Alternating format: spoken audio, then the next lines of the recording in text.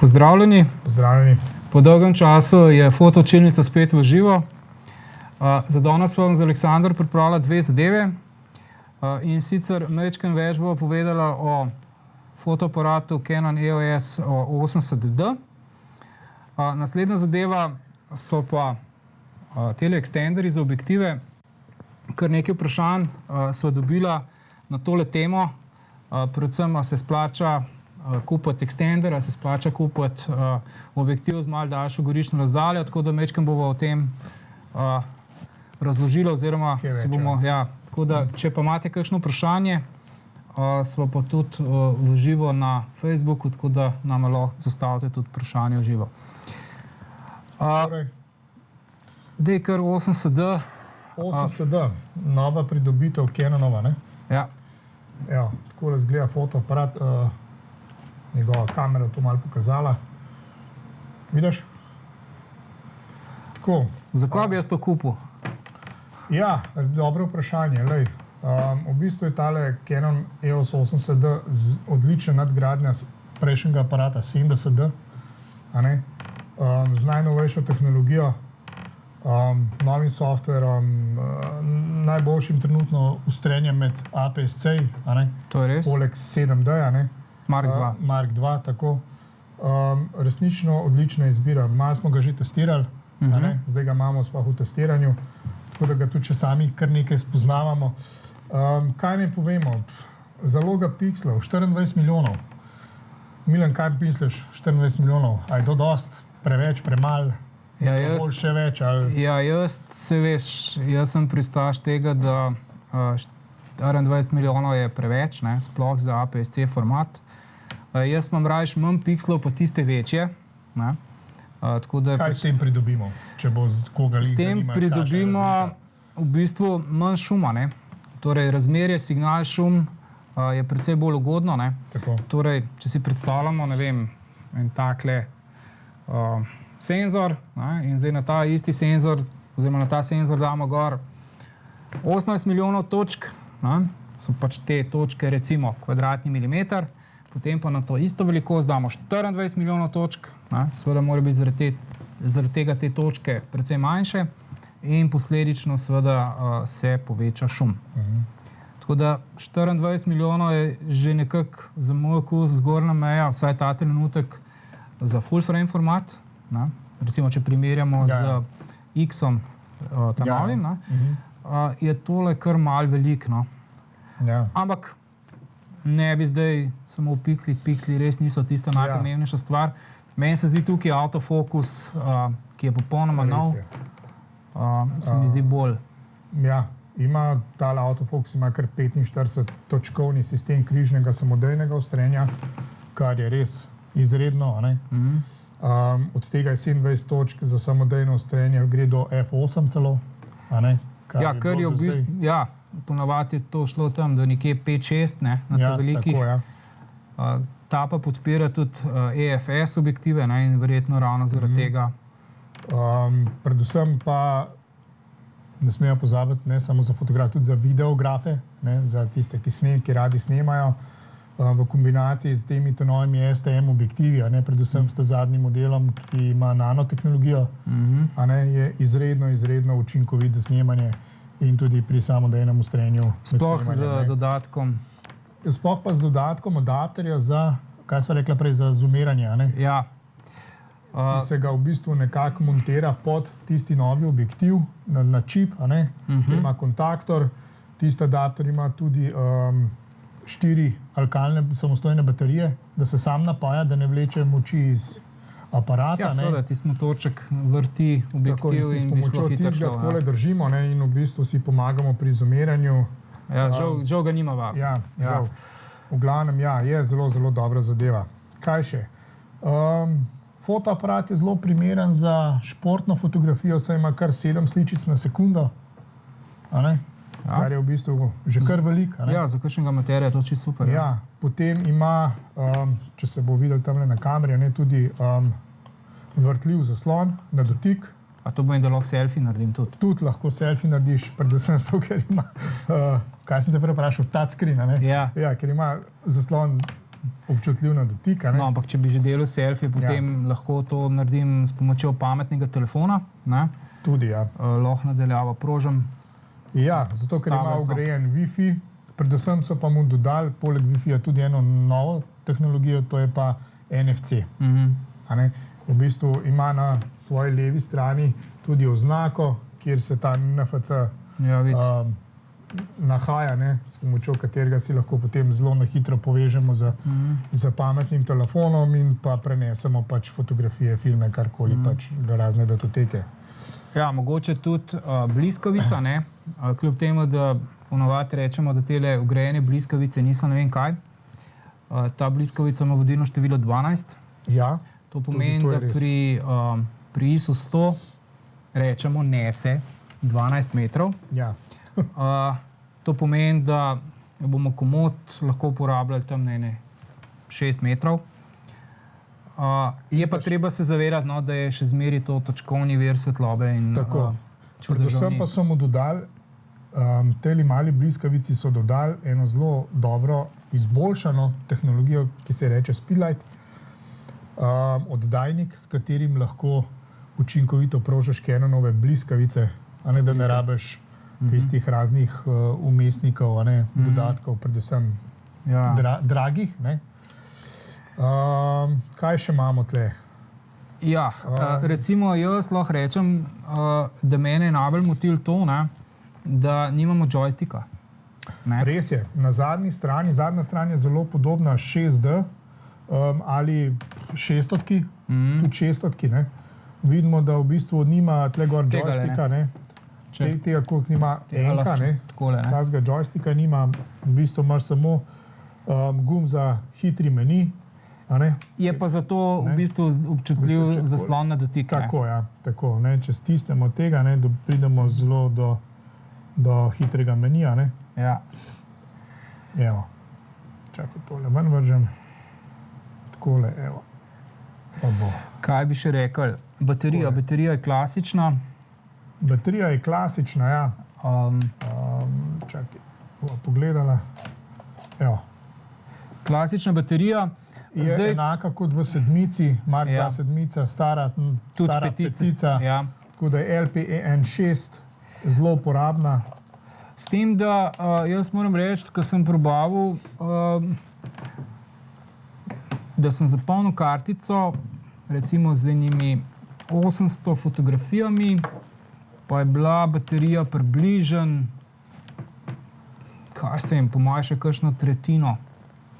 Baterija je še bilo, no, tako približno. Tako da, zdaj, glede na to, da je baterija popolnoma nova, ne, s časom, ampak zagotovo čez 1000 posnetkov se zagotovo zdrži. Tako, ja. Fotoaparat ima eno spominsko kartico SD, ja.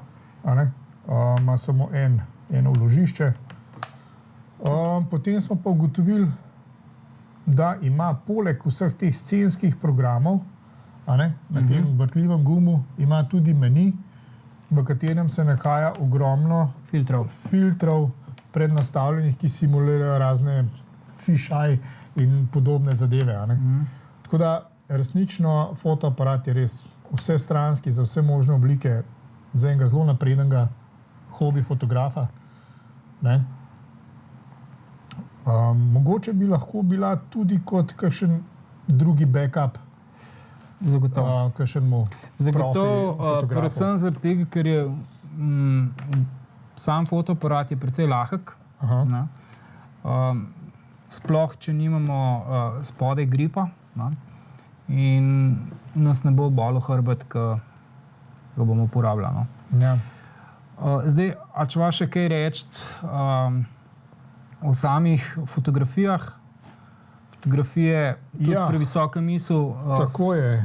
ISO ima zelo, zelo izpopolnjen, v bistvu gre od 100 do 16 tisoč, razširljive celo do 25.600. Prej so se malo hecala v JPG-ju, sem naredil eno fotografijo na 16.000 ISO, pa se mi zdi, da bi kar bila, bi se jo dal, za 10-15 velikost tiskanja bi bila kar čista. Tako je kar presenetljivo, kaj dela ta dual pixel tehnologija, se tako strokovno reče.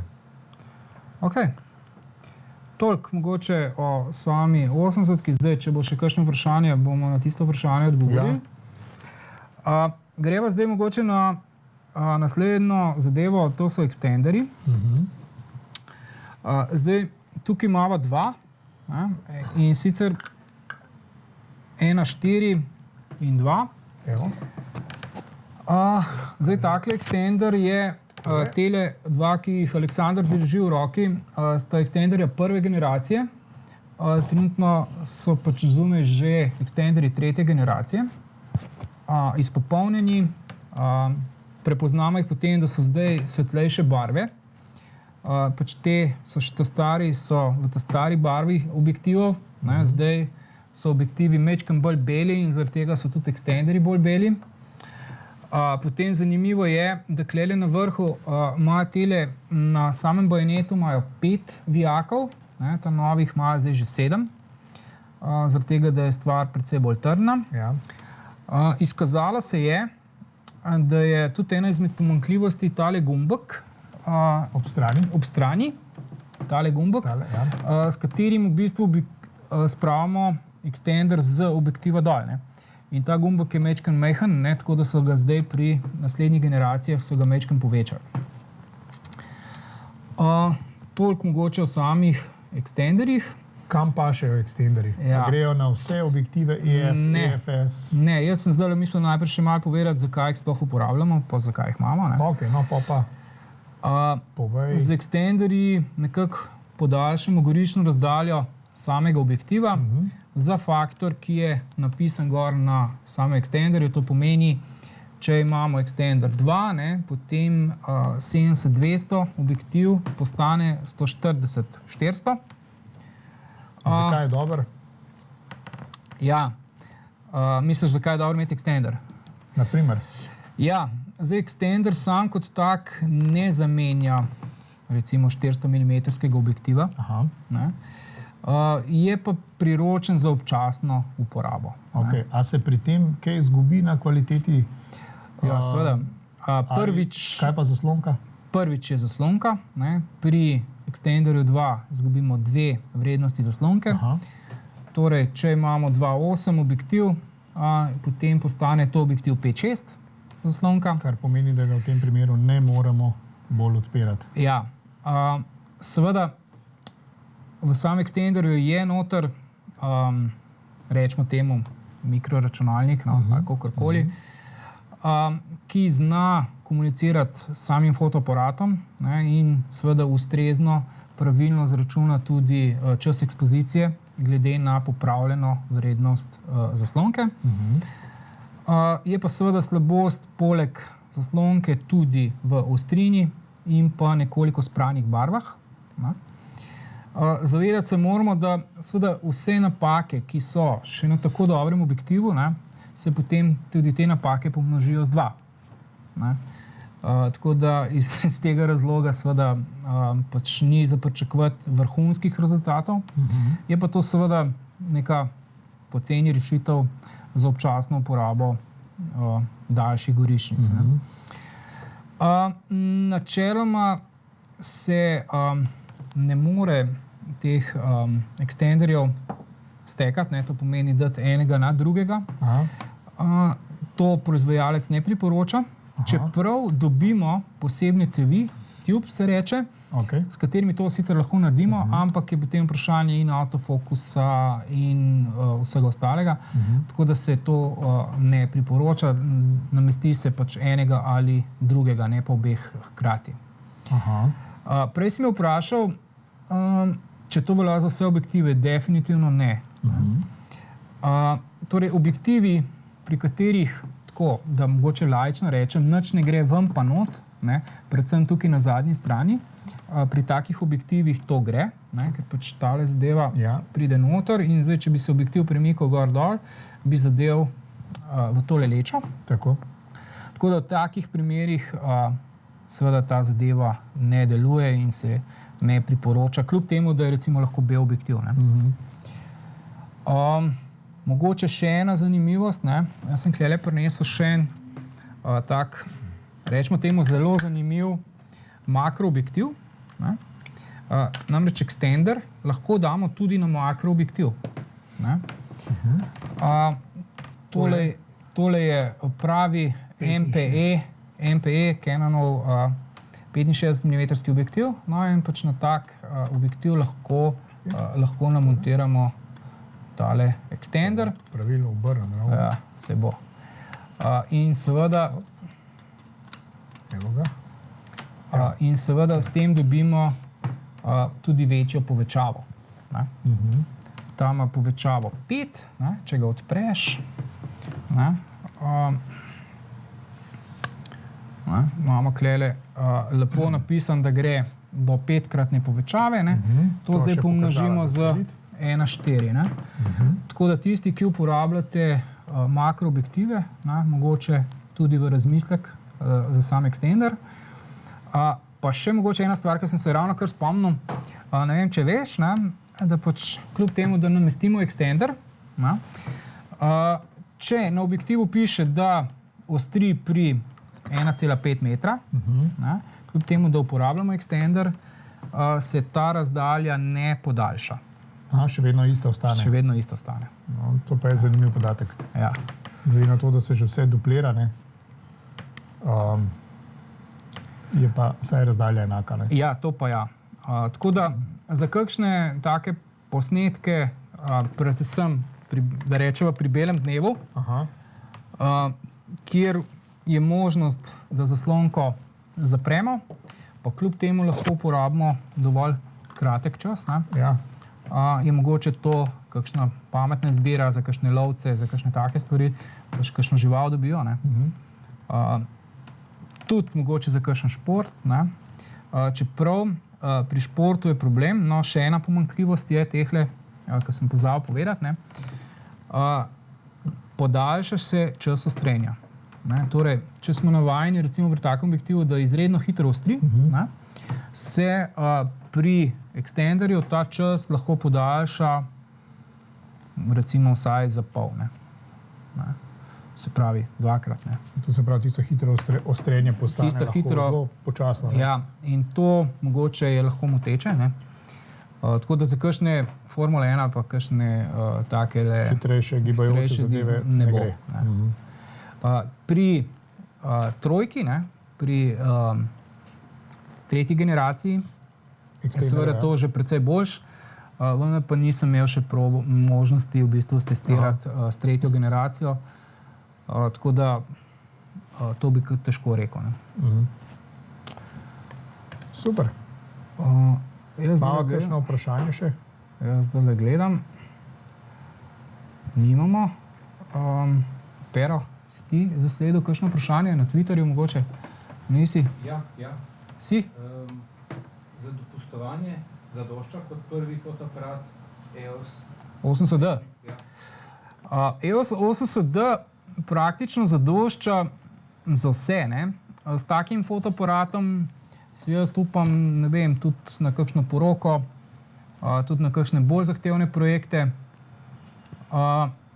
Težko bi zdaj našel en tak primer, da mogoče ta fotoaparat ne bi bil razen za res kakšne hitre športne dogodke, kjer je mogoče tistih 7 frameov na sekundo premalj. Sploh, če si navajen. Zdaj ravno razmišljam to, pa si mislim, da tudi telih 7 sličic na sekundo bi zadovoljili marsikateri šport. Res. Ja, zdaj tako, Pusto zdaj profesionalizem, No, se to se hotel reči. Igre pa to odpade. To se hotel ravno reči, da pri kakšnih hitrih zadevah je to mogoče razlika med tem, a imaš fotko ali nimaš, Ampak za tak normalen... Jaz mislim, da bi kar, da tudi kakšen rally bi se dal poslikati, ne vem, kakšen karting, ne vem, karkoli tazga. Predvsem je važen tudi kakšen objektiv.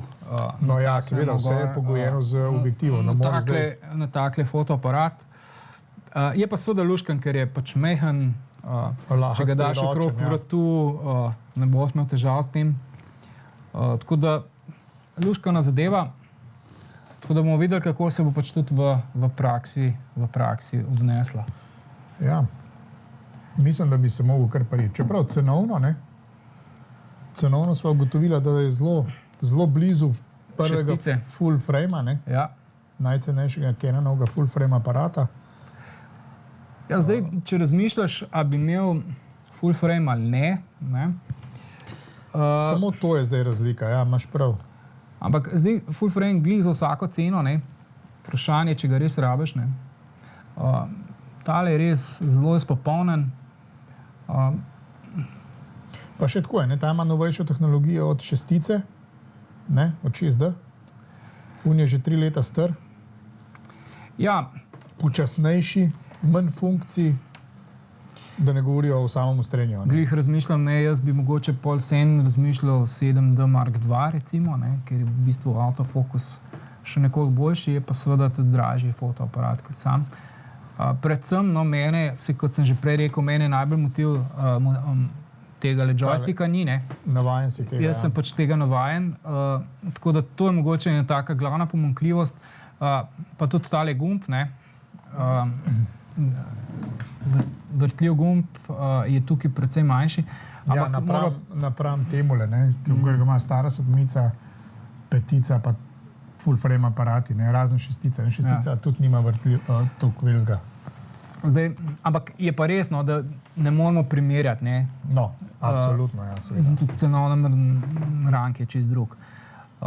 Tako da za kakšnega prednjega materiala, ki je tacga, je tole Vrhunski aparat. vrhunski aparat, ja. Tako. Okay. Imamo še kakšno vprašanje, Pero? Kompakt versus tak aparat? Ja, zdaj si pa dregnil, ne, oziroma tak je postavil to vprašanje, ne. Tako je, ne, težko primerjamo, ne, kompakta in takle večji DSLR, tako cenovno, tako po kvaliteti, tako po, vem, tudi po velikosti, ne, in tudi namenu, na koncu koncev tudi namenu uporabe, ne. Kompakten fotoaparat je kompakten, majhen, zmeri ga imamo lahko pri sebi, ne. In tak fotoaparat se mi zdi, da je zelo uporaben v vsakdanjem življenju, ne. Torej, ne vem, za tiste stvari, ki bi jih mogoče pofotografiral s telefonom, ne, naredim mogoče majčkeno boljšo fotko s kompaktnim fotoaparatom, ne. Medtem ko takle fotoaparat pa težko nosimo vsak dan s sabo, ne. Se pravi, kamorkoli gremo po mestu, se sprehajamo, ne, kompakt je lahko v neki torbici, takle fotoaparat, ne vem, s kakšnimi 2-3 objektivi, pa si ne predstavljam, da bi ga skozi sabo nosil, ne. Sploh kakšni družinski dopusti nekje v tujini, ne. Ja, je pa seveda res, ne, da pač fotografije so pa tukaj neprimerno boljše. Prvič zaradi objektivov, drugič zaradi velikosti senzorja. Večje od kompaktnega, ne. Ja, tukaj je recimo, ne vem, crop faktor 1,6, ne, pri kompaktu je vsaj 2, ne. Tako da... Precej se pa pozna tudi v slabših svetlobnih pogojih, ne. Ja, pa seveda tudi poceni, ne. No ja, seveda. Tako da bi težko to primerjal, ne. Vsak sam se nekako odloči, a bi šel v DSLR, a bi šel v kompakta, ne. Po namenu uporabe, ne. Ja. Predvsem pa z finančnega vidika.